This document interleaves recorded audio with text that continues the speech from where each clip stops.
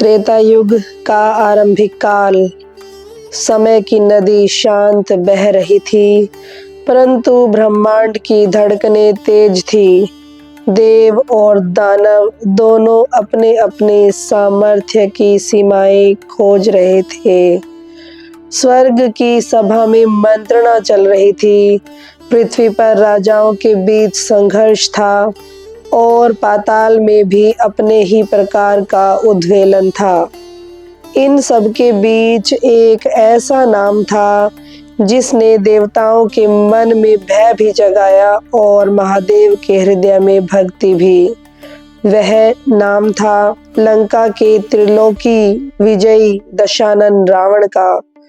रावण जो शक्ति का प्रतीक था, जो विद्या का भंडार था, जो संगीत का महान पंडित था, जो शिव भक्ति में इतना डूबा था कि संसार की कोई भी शक्ति उसे विचलित नहीं कर सकती थी।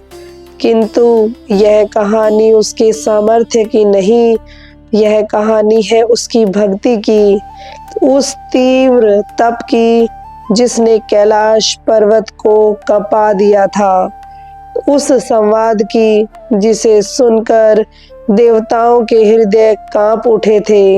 यह कहानी है उस क्षण की जब रावण ने अपने प्राणों से अधिक महादेव को चाहा और शिव ने अपने भक्त को परखा।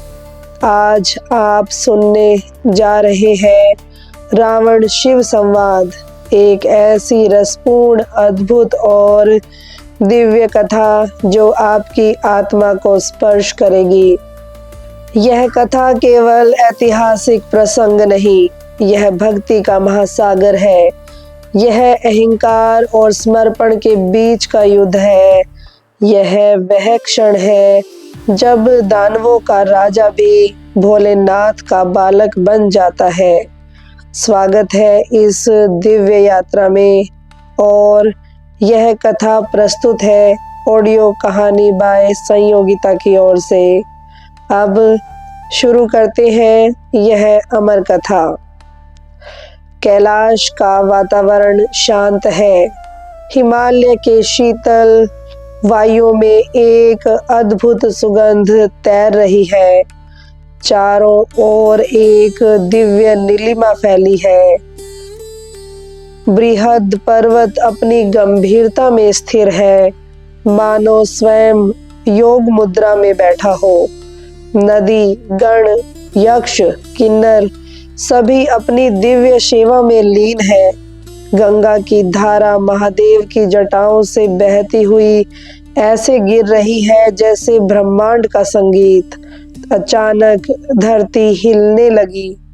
पहाड़ों के भीतर से कंपन शुरू होता है। पक्षी घबराकर आकाश में उड़ जाते हैं। गण दौड़कर शिव के समीप पहुंचते हैं। नंदी चौंकते हैं, प्रभु यह कैसी कंपन कंपाहट है।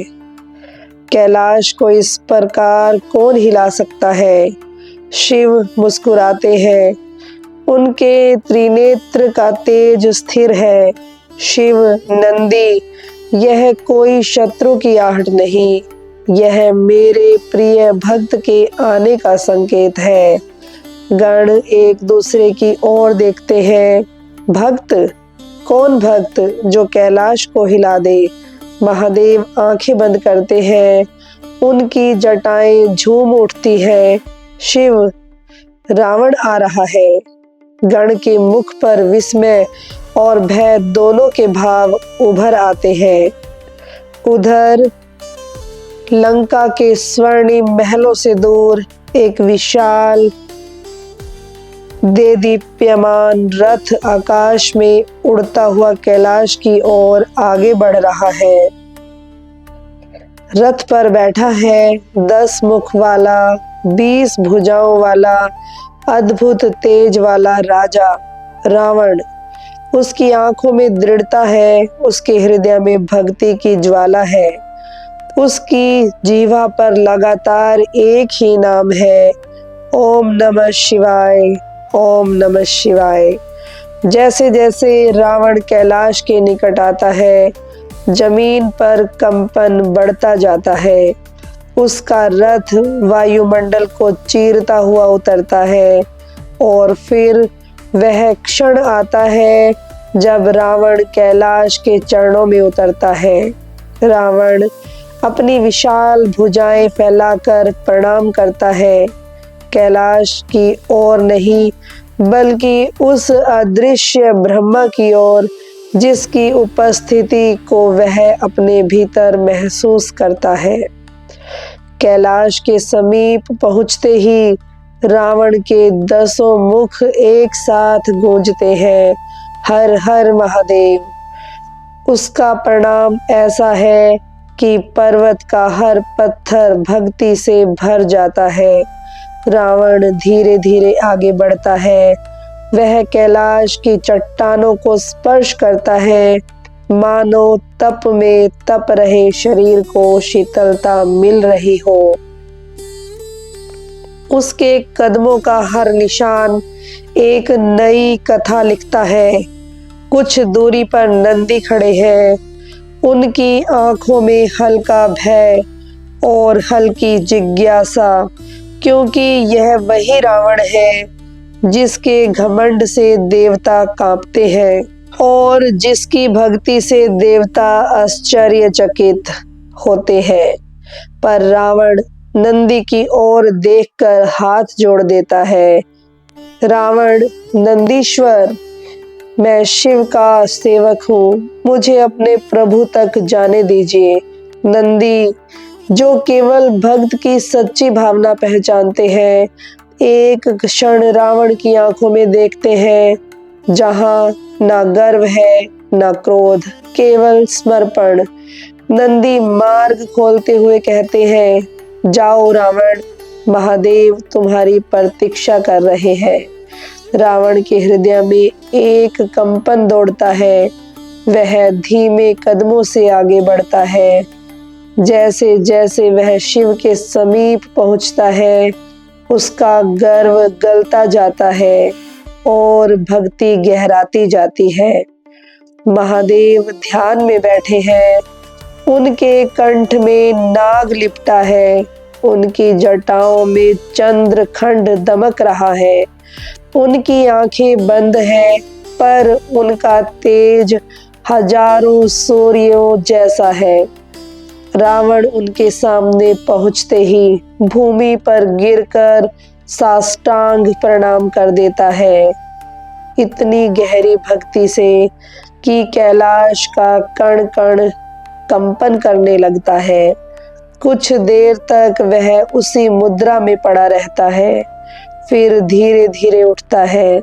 उसकी आंखों में आंसू हैं और हृदय में केवल एक ही भावना, प्रभु मैं आपकी शरण में हूँ। शिव अपनी आंखें खोलते हैं। उनकी दृष्टि रावण तक पहुंचती है। वह दृष्टि जैसे करुणा का महासागर, जैसे ज्ञान की अग्नि, जैसे प्रेम और तप का संगम। शिव, रावण तू आ गया।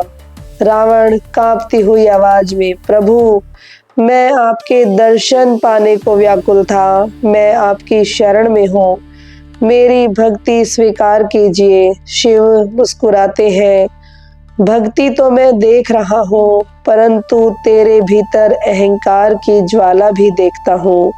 क्यों आया है रावण? रावण अपनी 10 भुजाएं जोड़ लेता है, प्रभु मैं यहाँ शक्ति मांगने नहीं आया, मैं यहाँ आपको मांगने आया हूँ। मुझे आपकी कृपा चाहिए प्रभु, मुझे आपकी उपस्थिति चाहिए।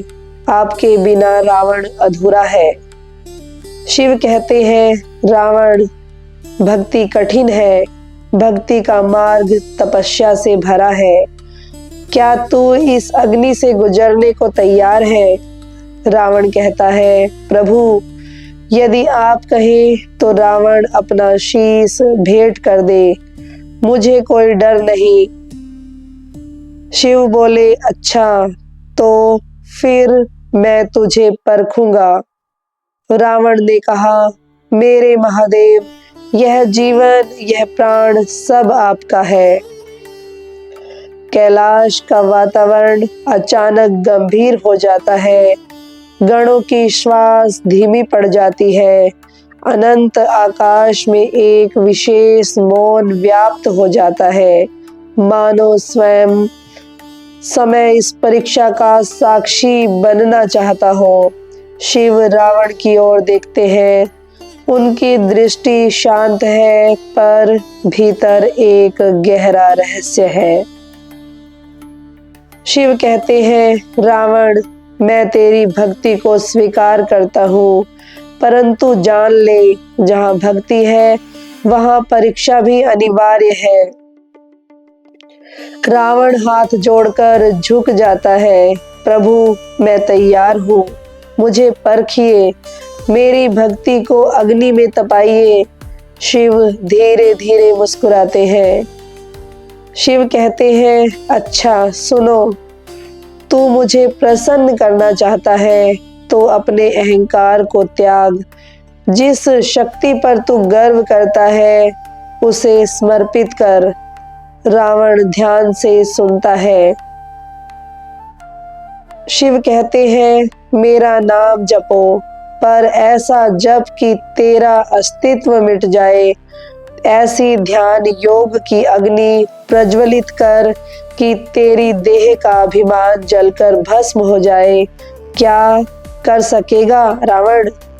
रावण का चेहरा तेजस्वी हो उठता है। वह अपने 10 मुख उठाकर आकाश की ओर देखता है और फिर महादेव के चरणों में बैठ जाता है। कैलाश के मध्य एक विशाल चट्टान है। ठंडी हवा बहती है, पर रावण की भक्ति की ज्वाला और तेज होने लगती है। वह आंख बंद करता है और गूंज उठते हैं वे शब्द जो ब्रह्मांड को कपा देते हैं। ओम नमः शिवाय, ओम नमः शिवाय। सैकड़ों वर्षों तक रावण अचल बैठा रहता है। देवता देखने आते हैं, पर उसकी साधना की ऊष्मा को सह नहीं पाते। गंधर्व, यक्ष, ऋषि सब उसकी तपस्या की ज्वाला में स्तब्ध हो जाते हैं। धीरे धीरे रावण अपनी एक एक भुजा तप के रूप में शिव को समर्पित करने लगता है। पहला हाथ, फिर दूसरा, फिर तीसरा। हर कटे हुए हाथ से रक्त नहीं, भक्ति की अग्नि बहती है। शिव देखते हैं, पर मौन रहते हैं। नंदी कांप उठते हैं। प्रभु, रोक दीजिए इसे, यह मर जाएगा। शिव मुस्कुराते हैं। भक्ति में मृत्यु नहीं होती नंदी, भक्ति तो मृत्यु को भी जीत लेती है। रावण अपनी 9 भुजाएं काट चुका है। आखिरी भुजा उठाता है और आकाश की ओर देखता है। उसका स्वर भारी पर स्थिर है। महादेव, मेरे पास देने को अब कुछ नहीं सिवाय स्वयं के। यह प्राण भी आपके हैं। वह अपनी तलवार उठाता है और अपने 10वें हाथ को भी समर्पित कर देता है। अब वह रक्त से नहीं, बल्कि भक्ति से बना हुआ मनुष्य है। शिव अभी भी मौन है, मानो किसी गहन सत्य की प्रतीक्षा हो। रावण अपने 10 सिर झुकाता है और फिर एक मंत्र उच्चारित करता है जो केवल महापंडित ही जानते हैं। प्राणात्य नारायण स्तोत्र। वह अपने भीतर से एक अद्भुत प्रकाश अनुभव करता है। वह अपनी देह का अंतिम अभिमान समाप्त करता है और फिर वह अपना ही हृदय काट लेता है।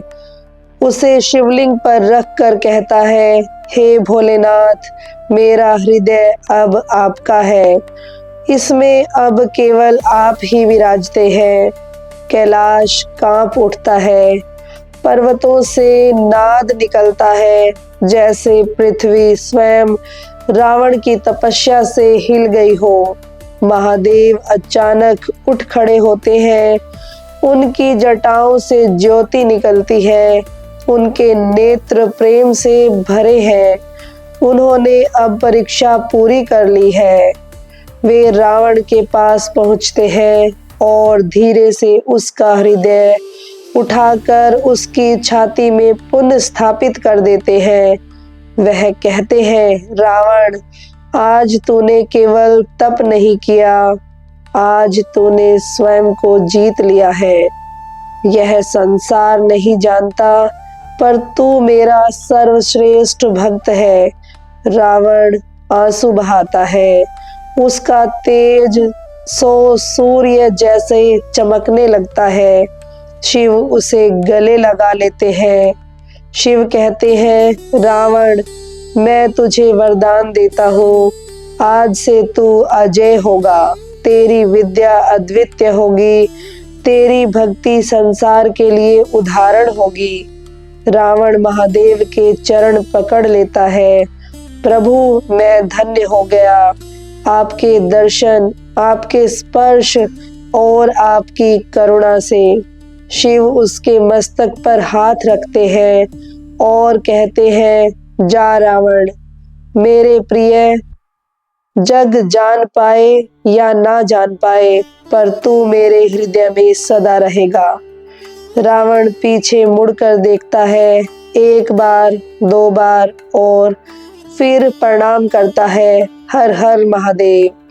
कैलाश का हर पत्थर भोले नाम से गूंज उठता है। रावण का रथ आकाश में उड़ता हुआ लौट जाता है, लेकिन उसकी भक्ति का प्रकाश आज भी कैलाश में चमकता है। आप सुन रहे थे रावण और शिव का अद्भुत संवाद। यह दिव्य कथा एक अनूठा प्रसंग, एक ऐसी भक्ति की यात्रा जिसे सुनकर मन स्वयं शिव में समा जाता है। यह प्रस्तुति थी ऑडियो कहानी बाय संयोगिता की ओर से, जहां आपको मिलती है ऐसी ही रहस्यमयी, प्रेरणादायक और मन को छू लेने वाली कथाएं हर दिन, हर पल।